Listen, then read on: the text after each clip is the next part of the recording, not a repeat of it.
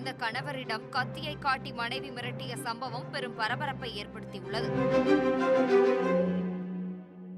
உத்தரப்பிரதேச மாநிலம் பிரக்யராஜை சேர்ந்த நிஷாத் என்பவருக்கும் சித்தாரா என்பவருக்கும் கடந்த ஏப்ரல் மாதம் 29ஆம் தேதி திருமணம் நடைபெற்றது.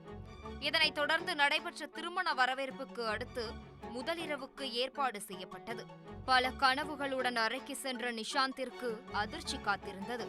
சித்தாரா முதலிரவுக்கு வந்த கணவரிடம், என் மீது கை வைத்தால் நீ 35 பீஸாகி விடுவாய், நான் அமனுக்கு சொந்தம் என்று முக்காடுக்கு கீழே கத்தியை வைத்துக் கொண்டு மிரட்டியுள்ளார்.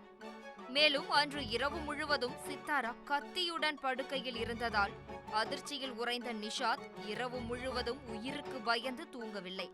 இது தொடர்ந்து 3 நாட்களுக்கு நடந்துள்ளது. இதனால் மன அழுத்தத்தில் இருந்த நிஷாத் நடந்தவற்றை குடும்பத்தாரிடம் தெரிவித்துள்ளார். அவர்கள் சித்தாரா மற்றும் அவரது குடும்பத்தாரை அழைத்து விசாரித்துள்ளனர். அப்போது சித்தாரா பெற்றோர் வற்புறுத்தியதால் மட்டுமே திருமணத்திற்கு சம்மதித்ததாகவும் கூறியுள்ளார். இதனைத் தொடர்ந்து பெற்றோர் சமரசம் பேசி நிஷாந்துடன் வாழும்படி கூறியுள்ளனர். இருப்பினும் சித்தாரா நிஷாந்த் வீட்டிலிருந்து சுவரேறி குதித்து ஓடியுள்ளார். இதனால் நிஷாந்த் குடும்பத்தினர் அதிர்ச்சியில் உறைந்தனர்.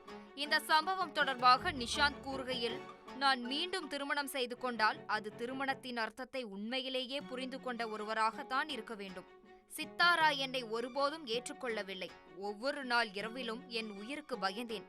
அவள் திரும்பி வந்தால் நான் அவளுடன் மீண்டும் வாழ முடியாது என்று நினைக்கிறேன். அந்த பயம் இன்னும் நீங்கவில்லை என்றார். இந்த சம்பவம் அந்த பகுதியில் பெரும் பரபரப்பை ஏற்படுத்தியுள்ளது.